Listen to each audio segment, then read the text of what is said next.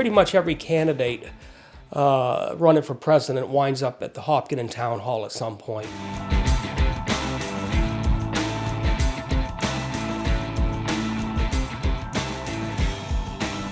If a candidate wants to do well in the New Hampshire primary, they're not just on TV. They're in town halls. They're in this building. They're all over the state meeting people. They're in living rooms, and it's always interesting who you get to meet. I met Jeb Bush. We were up in Littleton at Chudder's, the candy store, and I actually didn't recognize him immediately. I just know that there was a camera crew, and then I said, "What's going on?" So my dad was with us, and he's super Republican, and so he was very happy to meet Jeb Bush.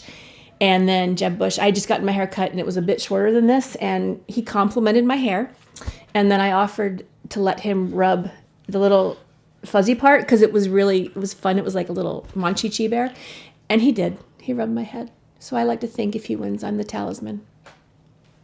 That's a story. I am an ordinary person, and when I visit other people, they are rather surprised to hear, and now I'm going to try to tell you who all has been to my house. Al Gore, John Kerry, Joe Biden, Howard Dean, Elizabeth Edwards. So I don't think most people have that kind of access. Our ninth grader fainted at a house party, and it was Rand Paul who checked out his vitals because he's a doctor, and he was okay, my son.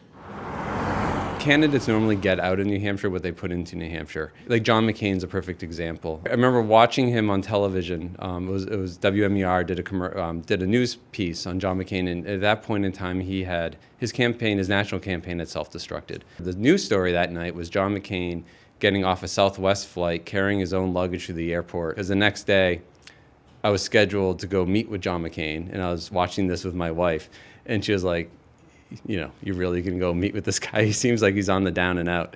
And I said, no, we'll go meet with him.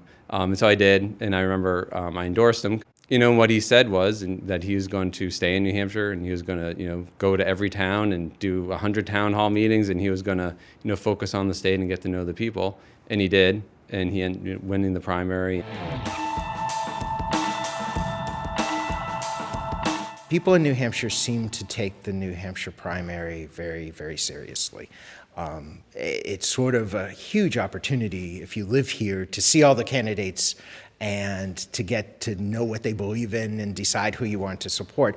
But it's also a responsibility, and I think a lot of people in New Hampshire see that as a responsibility. Everyone's looking at New Hampshire right now as the first in the nation state, so we kind of have a pressure to be up on what's going on in politics, but it's also just part of our culture. It's who we are in New Hampshire.